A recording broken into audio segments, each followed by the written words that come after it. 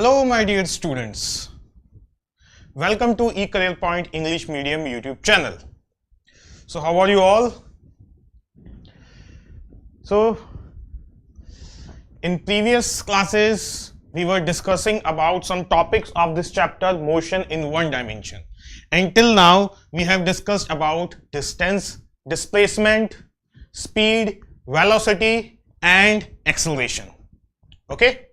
In today's class, we will start after this acceleration part, that is actual motion in one dimension. Okay, so I can see hello Himal, hello Tanisha. Okay, so before starting, just quickly share this session to all of your friends so that everyone can take benefit of these free quota classes, especially from Career Point for English medium students. Okay, so let me introduce you our toppers of this year from NEET examination. They have successfully shared their top 50 rank. Okay, as you can see, 34th rank, 38th rank, 41 and 50 rank. These students were from eCareerPoint learning app, regular students. Okay, so if you haven't downloaded this app, this amazing app for studies, do it quickly, because the slides which I am showing to you here, you will get these slides only through eCareerPoint app. Okay, so quickly download this eCareerPoint app. How to download? Go to Google Play Store from your Android device and then search for eCareerPoint without any space. You will find this app and just install this app. The registration is absolutely free. Register this app and follow your experts, because if you follow your experts, you will be able to see their questions which they are posting, and you can attempt these questions free of cost. Okay, and if you want these slides, go to free stuff. As you can see here, this is the section free stuff. Okay, just open this and you will see this window. In this you will find a section of 11th class English medium. From there you can get these slides, okay, as notes. Also the videos of previous lectures. Now let us start this lecture, and before starting this motion in one dimension, let us quickly revise the concept of integration, because we are going to use this. Okay, in previous class we have discussed the concept of quick revision of differentiation. So let us start. What is integration? See, you know about differentiation. Okay, differentiation is rate of change of any function, or we can say graphically it is the slope of the curve at any given point. Okay, and what is integration? Integration is just reverse process. Okay, basically integration means addition of small continuous things. Okay, so see what is integration. If I differentiate this function fx, fx means function of x. Okay, suppose if I differentiate this function and if I get f dash x, differentiation of fx is f dash x. Okay, where fx is also the function of x, f dash x is also the function of x, but differentiation of f is f dash. Then integration of f dash is f. Okay, integration is nothing but the reverse process of differentiation. Okay, just like you know, differentiation of sin x is cos x, then integration of cos x is equals to sin x. Differentiation of sin x is cos x, then integration of cos x is sin x. But in indefinite integration we have to put a constant which is known as integration constant. Why? Because differentiation of constant is 0. So I can say the differentiation of sin x plus c is also cos x. That is why differentiation of cos x is sin x plus c. Okay, so integration of f dash x is fx plus c, where c is the constant of integration, and this is required. Why this is required? Let me take an example. See, if I say what is differentiation of x cube, you will say it is 3x square. What is differentiation of x cube plus 4? It is again 3x square, because differentiation of constant is 0. So we do not know from where this 3x square is coming, either from 3x plus 4 or from either from x cube plus 4 or from x cube or from any x cube plus c. Okay, that is why we have to put a constant after integration. Integration of 3x square can be x cube plus 4, integration of 3x square can be only x cube, and integration of 3x square can be x cube plus any constant. That is why, see, this is the symbol of integration. Integration of f dash x is fx plus c. Okay, now because the derivation is not in your syllabus, so you should remember these formulas. What? Integration of x to the power n is equals to x to the power n plus 1 upon n plus 1 plus a constant c, where n is not equals to minus 1. If n is equals to minus 1, then it will be 1 by x, and integration of 1 by x with x is ln x or log x. Okay, integration of a constant k is constant is equals to k into x plus c. This plus c you will find in each. See, we know differentiation of sin x is cos x. That is why integration of cos x is sin x plus c. Okay. Oh, as you can see, all of you, our respected director Om Heshwari sir has joined the session. Please wish them hello, good afternoon, sir. Okay. So, see, because differentiation of cos x is minus sin x, that is why integration of sin x is minus cos x, and this constant should be everywhere because this integration is indefinite integration. Okay. So, to understand this, let us take an example. See, we have to integrate x to the power 15 with respect to x. Okay. So, let's start it. We know that integration of x to the power n is x to the power n plus 1 upon n plus 1. Similarly, integration of x to the power 15 is with respect to x, it is equals to x to the power 15 plus 1 upon 15 plus 1 plus any integration constant c. So it is equals to x to the power 16 divided by 16 plus c. So integration of x to the power 15 is x to the power 16 by 16 plus c. Okay, to understand why the c is coming every time, we can follow the reverse process. Do the differentiation of this function. See, what is the differentiation of x to the power 16 by 16 plus c? As you can see, differentiation of x to the power 16, okay, it will be 1 by 16, take it 16 outside, and differentiation of x to the power 16 with respect to x plus differentiation of constant with respect to x. As you can see, differentiation of x to the power 16 is 16 multiplied by x to the power 15. So it is x to the power 15 and differentiation of constant is 0. So we are getting the differentiation of this function as x to the power 15. That means integration of x to the power 15 is x to the power 16 by 16 plus constant c. Okay, this integration we are going to use in this chapter. That is why we are having this revision.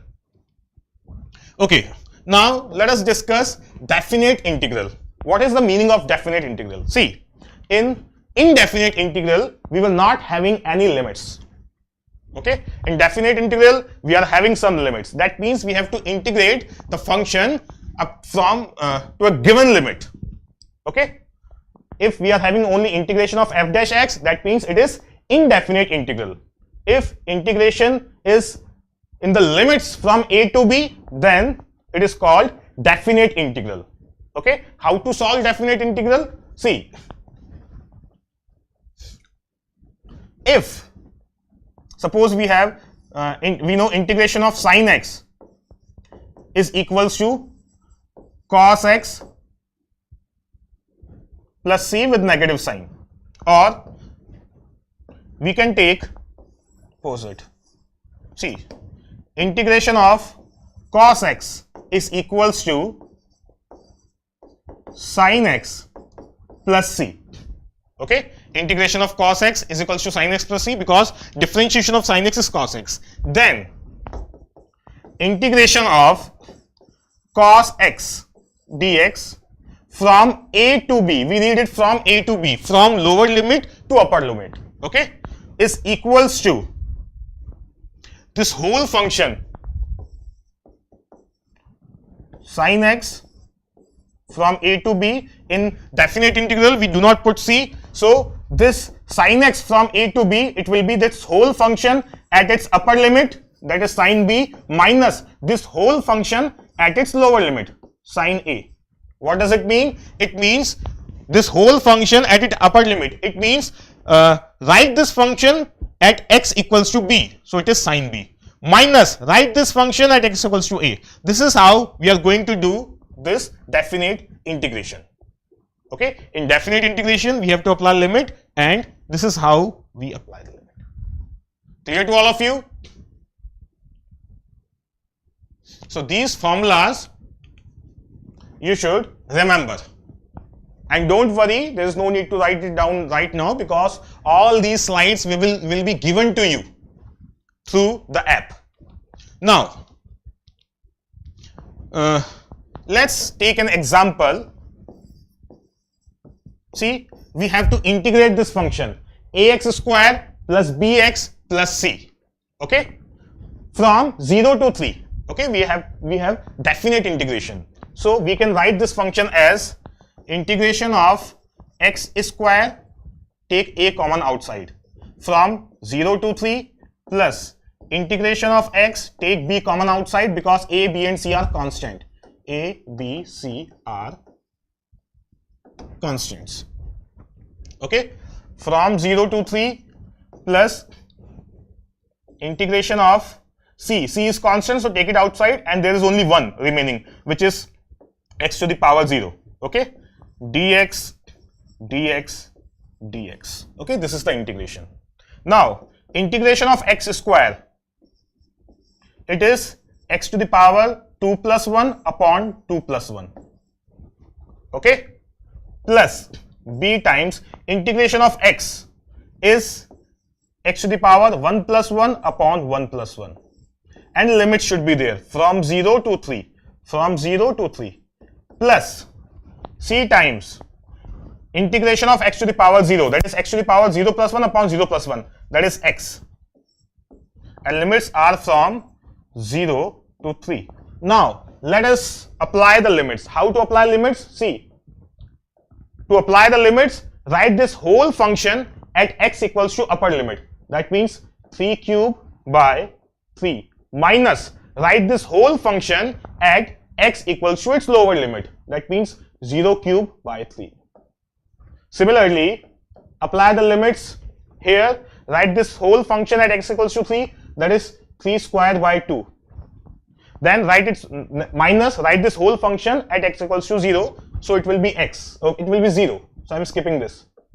Okay, again c into, apply the limits, x equals to 3, put x equals to 3, minus put x equals to 0 on this whole function, so it will be 3 minus 0, which is only 3. Okay, so as you can see, it is equals to it is 9a plus 9b by 2 plus 3c. 9a plus 9b by 2 plus 3c. So answer is option A. Okay, this is how we are going to apply the limits. Good, Himal, you are right. Well done.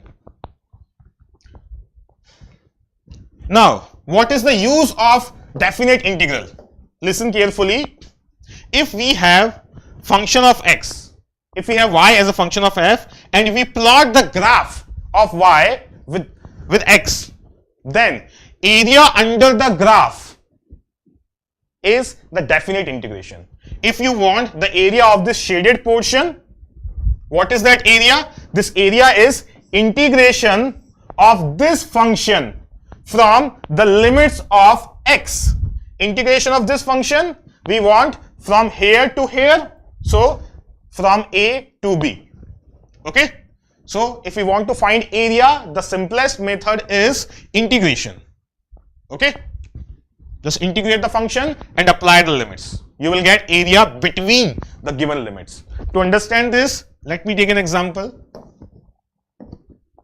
See,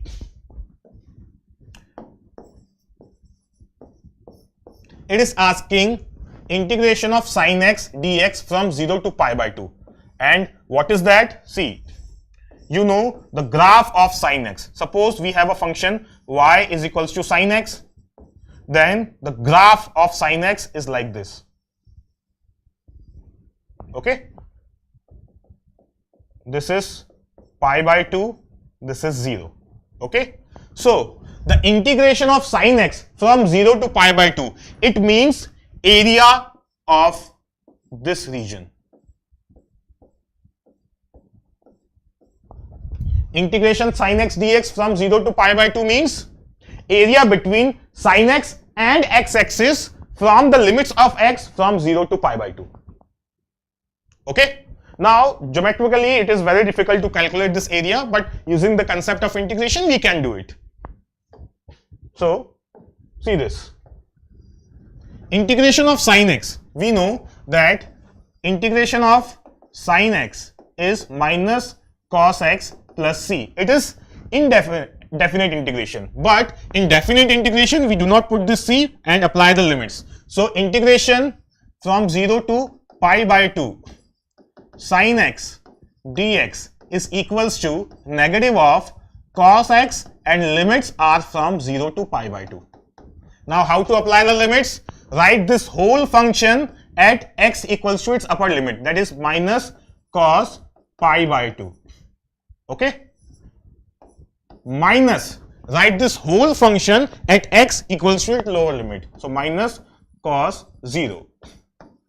So cos pi by 2, it is 0, minus minus will become plus, so plus 1. Answer is 1. Answer is 1. That means this area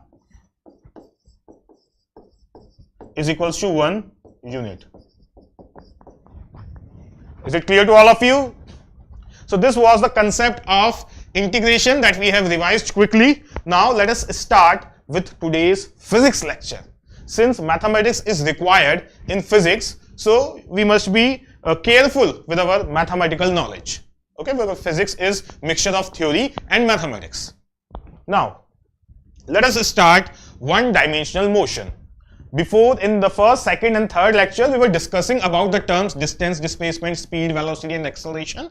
Now we are going to actually start the one-dimension motion. And all of you know what is the one-dimension motion. Motion in straight line is known as one-dimension motion. So we are dividing this chapter, we are dividing this motion, one-dimension motion, into three categories.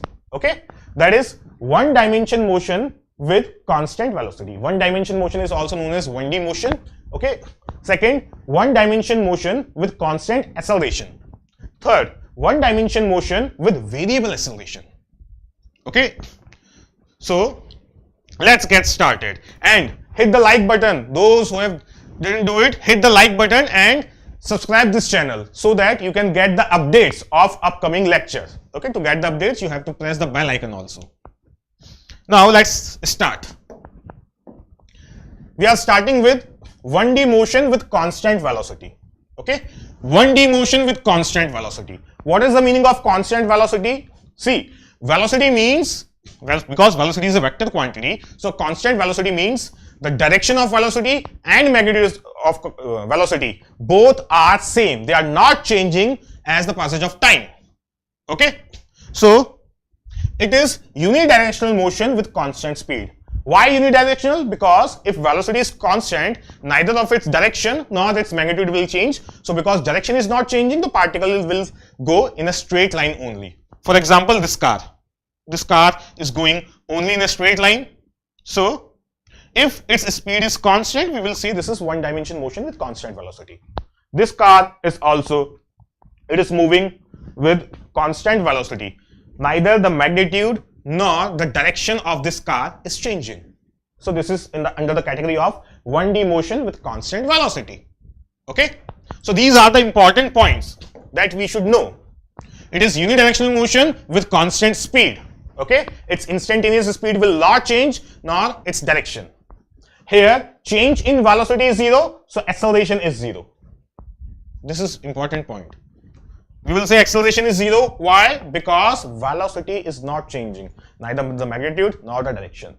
Third point, here magnitude of displacement is always equals to distance traveled. This is important point. For 1D motion with constant velocity, because the motion is in a straight line without changing the direction, so distance will be equals to displacement. Okay? In this case, average velocity is equals to instantaneous velocity. Again, very important point. Average velocity and instantaneous velocity, they are same in 1D motion with constant velocity. And we can use this formula. Velocity is equals to displacement upon time. See, this formula is for average velocity, total displacement upon total time. Okay? And we are going to use this formula for instantaneous velocity also, because of this point. Average velocity is equals to instantaneous velocity in 1D motion with constant velocity. Okay? Because velocity is constant, that means speed is also constant, because magnitude of instantaneous speed is same, the instantaneous speed is same as the magnitude of instantaneous velocity. Okay? And because direction is not changing, so we will see this, that speed and velocity magnitude, they are same. Okay, because they are same, so we can say 1D motion with constant velocity means the particle will cover equal distance in equal interval of time. See, because acceleration is 0, this car is moving with velocity 1 meter per second, so it is covering equal distance in equal interval of time. Okay, these dots, they are showing this position of car at equal interval of time. Okay, because its velocity is 1 meter per second, so in every 1 second it is covering 1 meter. Because acceleration is 0, so its velocity is not changing. So in equal interval of time, it is covering equal distance or displacement, because both of them, they are same. So covering equal distance in equal interval of time. And it should cover, because velocity means distance covered in unit second or unit time. So if it is velocity is 1 meter per second, that means it is covering 1 meter in 1 second. And because acceleration is 0, velocity is not changing, so each time it is covering 1 meter in 1 second. Okay, so this is the case of 1D motion with constant velocity.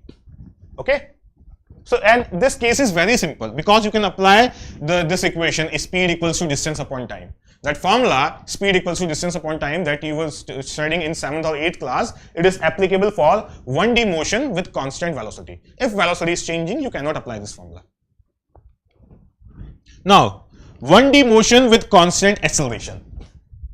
This is important. Okay, so what is that? See, acceleration is said to be constant when both magnitude and the direction of acceleration remain same. That definition you know, because acceleration is a vector quantity. So because acceleration is constant, both its magnitude and direction should remain same in entire journey. Okay, there will be 1D motion if angle between initial velocity and acceleration is either 180 or 0 degree. This point is very important. The condition of 1D motion with constant acceleration. See, if a particle is moving in this direction and there is a force on this particle due to which acceleration is also in this direction. Angle between acceleration and u is 0 degree. So because acceleration is in this direction and you know velocity increases in the direction of acceleration.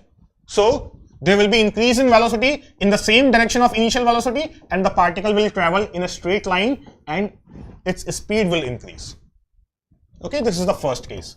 Now, if angle between initial velocity and acceleration is 180 degree, then what will happen? See, this will be initial velocity and suppose there is a retarding force. The force is applicable on this particle in this direction, due to which acceleration is in this direction. So what will happen? As I told you, velocity increases in the direction of acceleration. So in this direction, velocity will increase. That means this velocity will first decrease and then increase in opposite direction. So what will happen? The particle will go and its velocity will continuously decrease. And there will be an instant of time when its velocity will become zero, and then it will again accelerate in backward direction. Okay, so this will be the path. Okay, this is the case of 1D motion with constant acceleration in which velocity is changing. Okay, though the path of going and coming is same, but I have shown you it different for better visibility and better imagination. Okay, it will come and go along the same straight line. Okay, it will not take this gap. Now, if angle between initial velocity and acceleration becomes different from either 180 or 0 degree, then what will happen? This case is the case of projectile motion that we are going to study in this channel after few days. See, this is the initial velocity. If I throw a body in sky, what will happen? Due to Earth gravitational force, its acceleration will be g downwards. Okay, and the path of this particle will be parabolic, which is not in straight line motion. Okay, though the acceleration is constant, acceleration is g in downward direction, it is 9.8 meters square in downward direction, the acceleration is constant. At every point acceleration is downward and having value 9.8 meter per second square. Acceleration is constant, but because angle between acceleration and initial velocity is not 180 degree and it is also not 0 degree, that is why it is not having straight line motion. Okay, so that point was very important, that there will be one dimension motion if angle between initial velocity, u vector and acceleration is either 180 degree or 0 degree. Okay, so this point is very important. This is the condition of 1D motion in constant acceleration. Constant acceleration doesn't imply that motion will be 1D. It can be parabolic motion. Okay, the equations of motion are applicable here. This is again very important point. Those equation of motion, v is equals to u plus at, s equals to ut plus half at square and v square is equals to u square plus 2as. Those equations are applicable only when acceleration is constant. If acceleration is not constant, you cannot apply equation of motion. Okay, so this point is also very important. If you are applying equation of motion in a case when acceleration is variable, you will not get answer. Okay, now see this animation. The car has started and it is not covering equal distance in equal interval of time. Its velocity is continuously increasing. See, at t is equals to 0, velocity was 0, that means it has started from rest. The car has started from rest. At t equals to 2 seconds, its velocity becomes 10 meter per second. Okay, so velocity is continuously increasing. Okay, in first second, it has covered this much distance. See, in first second, it has covered this much distance. But in second, okay, next second, distance covered by it is greater. So this happens when acceleration is there. It will not cover equal distance in equal interval of time. Okay, so because it has started from rest, its initial velocity is 0. Then after 2 seconds, its velocity becomes 10 meter per second. After 4 seconds, its velocity becomes 20 meter per second. After 6 seconds, its velocity becomes 30 meter per second. That means, see, acceleration in this case is equals to 5 meter per second square.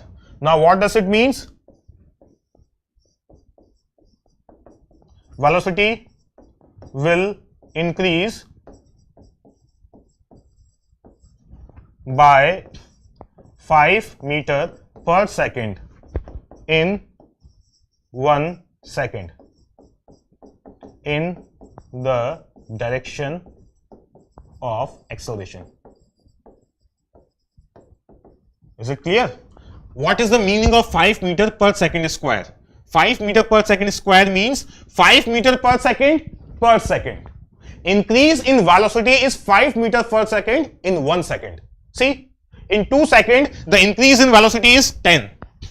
In 4 seconds, the increase in velocity is 20. In 6 seconds, the increase in velocity is 30 meter per second. So, in 1 second, the velocity is increasing by 5 meter per second. Okay?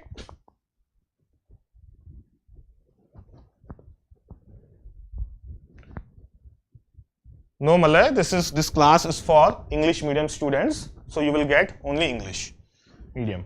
Okay? For if you want Hindi medium classes, the mixed language, you can subscribe our different channel that is for mixed language. Okay? But if you want this chapter, you can subscribe this channel and press the bell icon so that you can get notifications of upcoming lectures and quizzes. So let me know, all of you, is this concept clear to all of you? The motion in 1D with constant acceleration, and this is the definition of acceleration: increase in velocity per second. Okay, this case of constant acceleration. Malay, if you have any other doubt, you can tell me in the comment section after this video. Okay, now let us derive equations of motion. Yes, we can derive equation of motion using the concepts of integration and differentiation and the definition of this displacement, velocity and acceleration. Okay, so all of you know that if a particle is having initial velocity u, what is the meaning of initial velocity? Velocity at t equals to 0. That means the velocity at that time when we started observing this. Okay, after some time t, after some time t, its velocity becomes v. Okay, and it has acceleration a. Then what is the relation between v, a, u and this t? That is the first equation of motion, and we are going to derive it. Yes, Malay, I will take sessions, but for schedule you have to subscribe the channel. Okay, and if you have any concern, just comment after this live session stream. Now, see this. We are going to derive first equation of motion. You know the definition of acceleration. What is instantaneous acceleration? Instantaneous acceleration is dv by dt. That you already know. Now, I can rearrange these equation as dv is equals to a dt.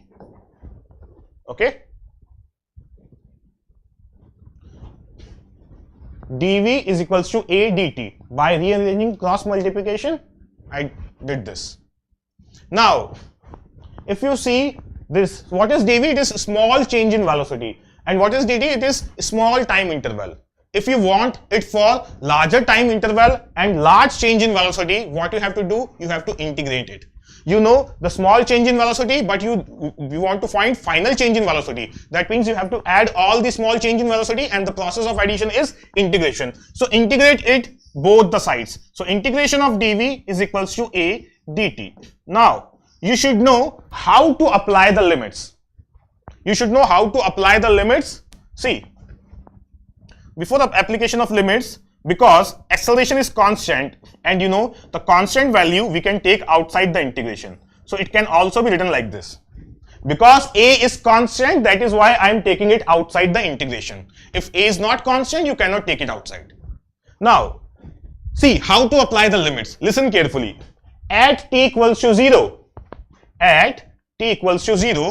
velocity was u.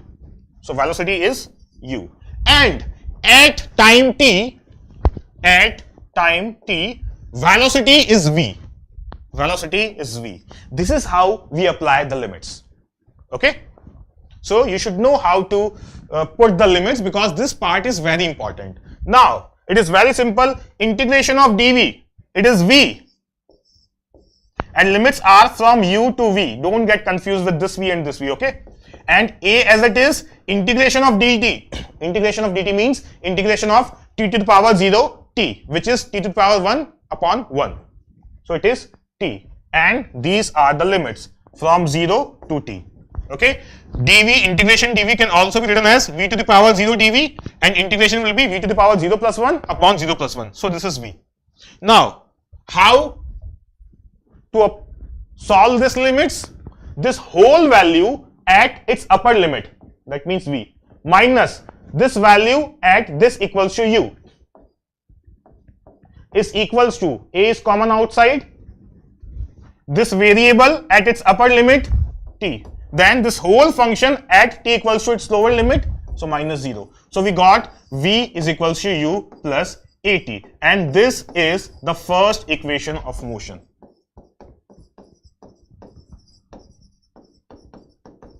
Hit the like button, every one of you. Hit the like button and share this to all of your friends. Okay? What is v? v is final velocity after time t. What is u? Initial velocity.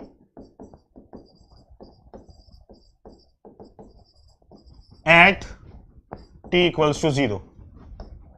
Okay? And t is equals to time, and a is equals to acceleration, which is constant. Okay? So you should know this, that equations of motion, they are valid only when acceleration is constant. If acceleration is not constant, you cannot take a outside and the result will be different. So equation of motion, they are only valid when acceleration is constant. Okay? Is it clear to all of you? Now, let us derive the second equation of motion. To derive second equation of motion, I am starting from the definition of velocity, which is rate of change of displacement with respect to time. Okay? Rate of change of displacement with respect to time. So, after cross multiplication, I will get ds is equals to v dt. What does it means?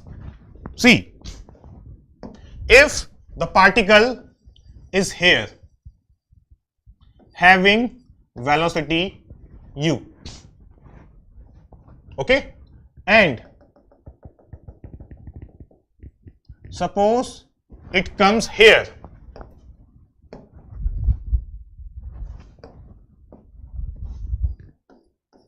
this is u, and after some time its velocity changes. This was at t equals to 0, this is at time t, and acceleration is here, and the distance covered by it, or we should say displacement of the particle is s. Then in second equation of motion, we are going to find relation between s, u, a and t. Okay, using this formula only. What is this formula? This is simply the definition of velocity. Now listen carefully. This is ds is equals to v dt. What does this equation means? That means ds means small displacement, dt means small interval of time. This small displacement in small interval of time is v multiplied by dt. But we want the total displacement. Right now we have only this small displacement ds, which is as small as the thickness of paper. So this small displacement is equals to its velocity at that instant multiplied by this small interval of time. Okay? So if we want the total displacement, we cannot write the equation total this speed into time. Why? Because speed is continuously increasing. Okay, in this case, speed is continuously increasing. So every small next displacement will be greater than the previous displacement in the time dt. Are you getting it? In every equal interval of time dt, every ds displacement will be greater than the previous one.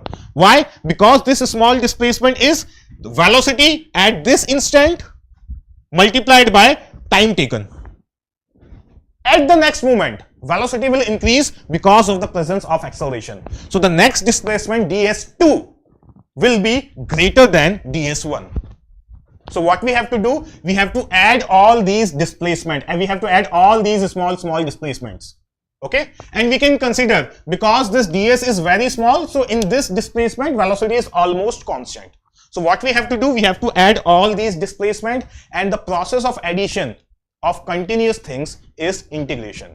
So in order to get the complete displacement, what we have to do, we have to integrate it both sides. Okay, you should know the meaning of integration. Now in next step, what I'm going to do, just integrating ds and integration v dt. Okay, now let us apply the limits. See which limit we will have, because the small element in right hand side is dt, so here we will have limits of time. The small element in left hand side is ds, so here we will have limit of s.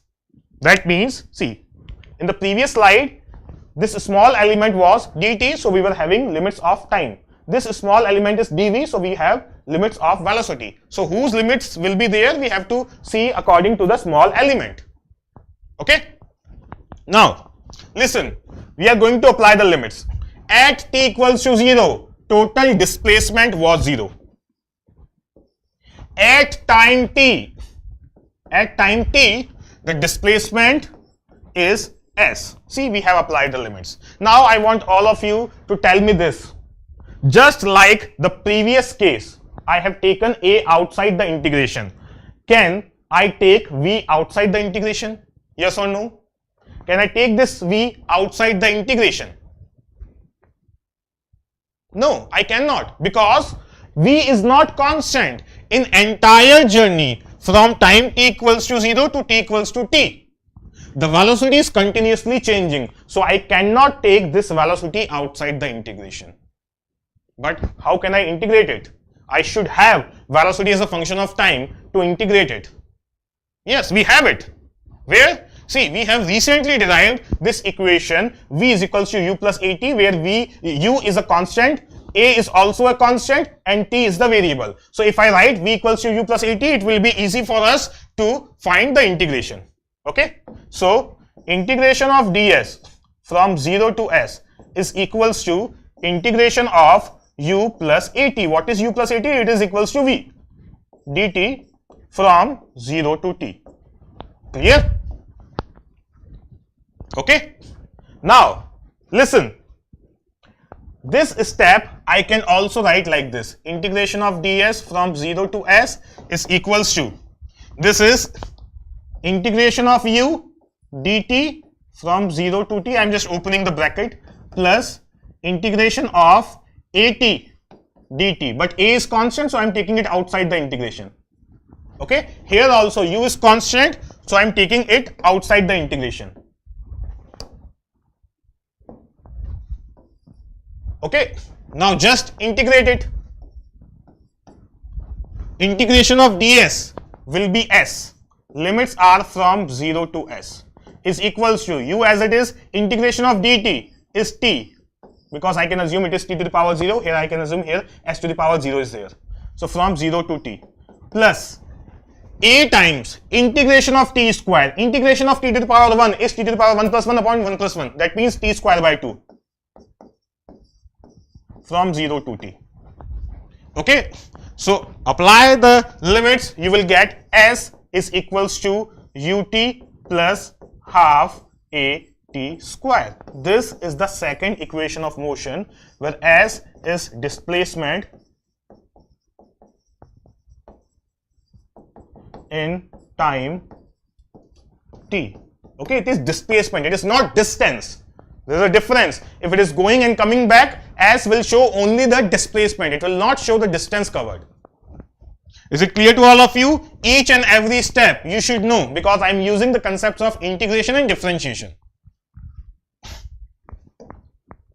Now, it's time to derive third equation of motion. See, third equation of motion.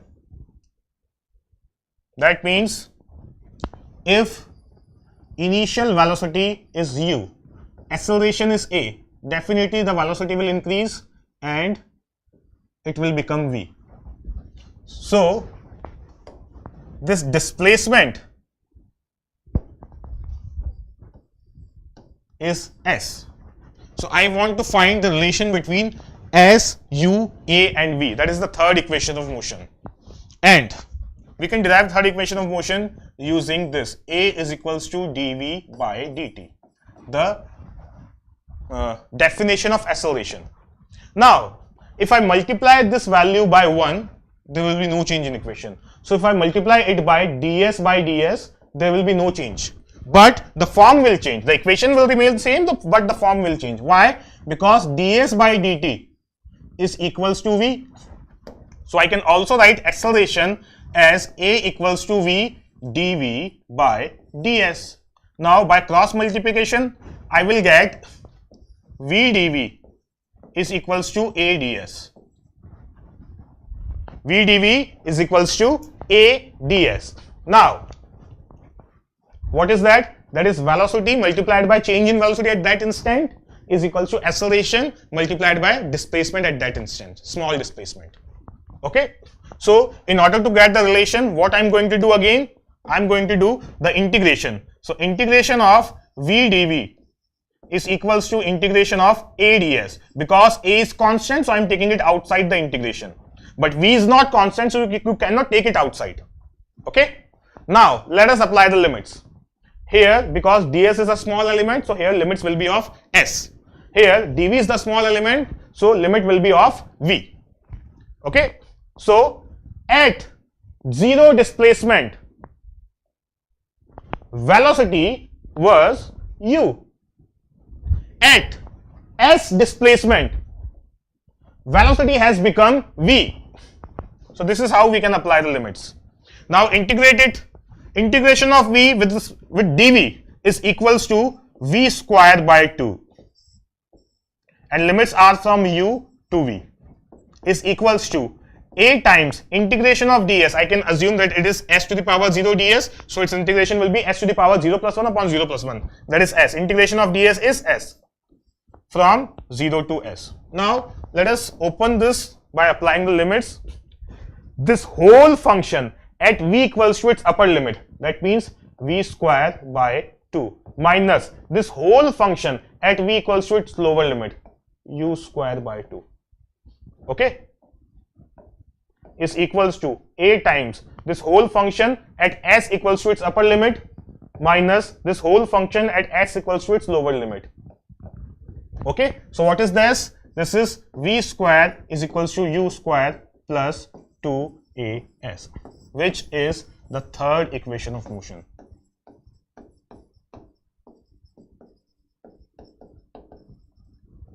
Okay. And we can apply this equation only when acceleration is constant. Hello Sanjay Pawar, I think you are late. Try to be on time in next session, okay, so that you can interact in the live session. If you are new to this channel, hit the subscribe button so that you can get the notification of upcoming lectures and amazing quizzes. Okay, hit the bell icon also. Now, see, this is the third equation of motion and it is only applicable when acceleration is constant, because we have taken acceleration outside the integration and it is only possible when it is constant. If it is variable, the equation will be different. The result will be different. So, all these equations of motion, they are valid only when acceleration is constant. Is it clear to all of you? Okay. Now, let us have a question. Question is required for practice. Okay, if you are only studying the theory of physics, it is not sufficient. Questions are also important. Let us solve this question. What is that? It is saying that a car at rest accelerates uniformly to a speed of 144 km per hour in 20 seconds. Then in this duration of time, it covers a distance of which of these? You can apply equation of motion in order to get answer. Try this question and tell me the answer. And hit the like button. Those who have joined this session recently, hit the like button and share this session to all of your friends, because I am going to take online quiz and it will be beneficial for you if so many students are coming. Okay, try to solve this question.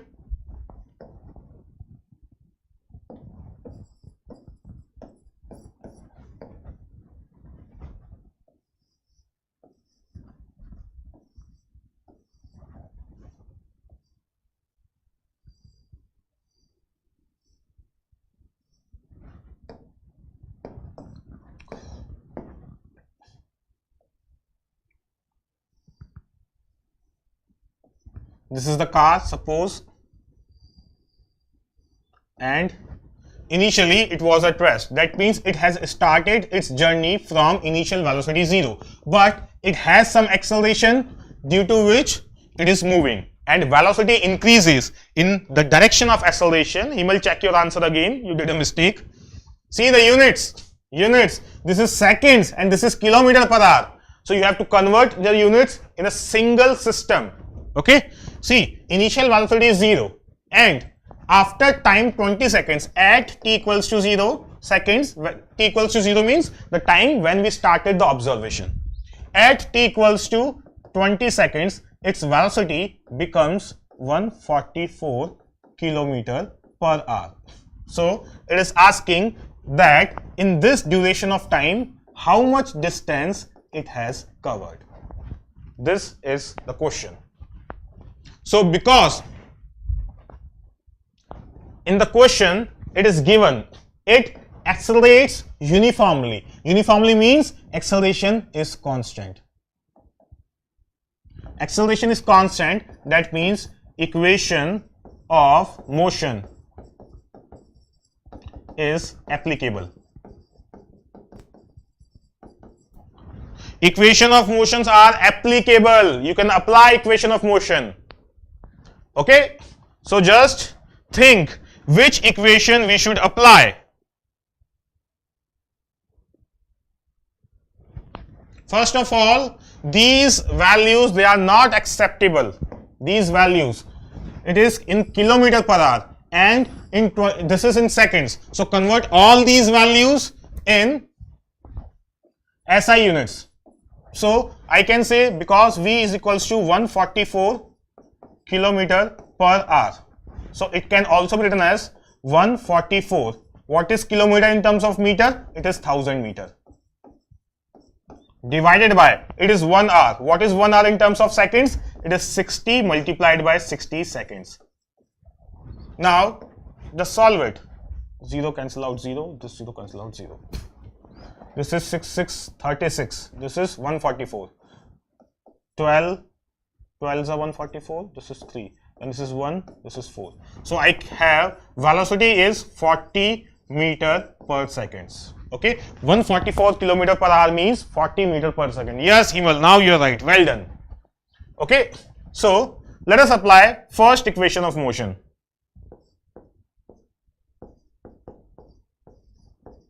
Apply first equation of motion, that is V is equals to U plus AT. That means A is equals to V minus U upon T. See, this is the formula of average acceleration, and because acceleration is constant, so instantaneous value of acceleration is same as the average value of acceleration. Okay, A is equals to V minus U upon T. What is final velocity? It is 40. What is initial velocity? It is U. And because direction is same, I am taking this as positive x-axis, this as positive y-axis. Direction of acceleration and velocity is same. Okay, and time taken is 20. So we got acceleration is equals to 2 meter per second square. This is the value of acceleration. Okay, but it is not asking acceleration, it is asking the displacement. Now we can use the second equation to calculate the displacement. What is that? It is S is equals to UT plus half AT square. S is equals to u is 0 plus half. What is acceleration? We have calculated. Without the calculation of acceleration, we cannot use this equation. That is why I have first applied first equation of motion. Now using the result, I am using second equation of motion. A is 2. And what is t square? It is 20 into 20. So as you can see, the displacement is 400 meter. And this is the answer. Okay, what is the answer? Answer is option 2, and this question was asked in a competitive exam. Okay, is this question clear to all of you? Okay, so these were equation of motion, and they are only applicable when acceleration is constant. If acceleration is not constant, then we have to derive some other equation of motion, just like we did. We have derived this equation of motion by putting acceleration constant. If it is not constant, if it is function of time, then we have to again make new equation of motion. And we will make. After a few classes, you will be able to make equation of motion in a variable acceleration case. And I will discuss some important question to you also. So that is enough for today. Like this session, hit the subscribe button and share this to all your friends so that all of you can take the benefit of free quota coaching classes on YouTube. Okay, so this is Sumit Talwani signing out. Thank you very much.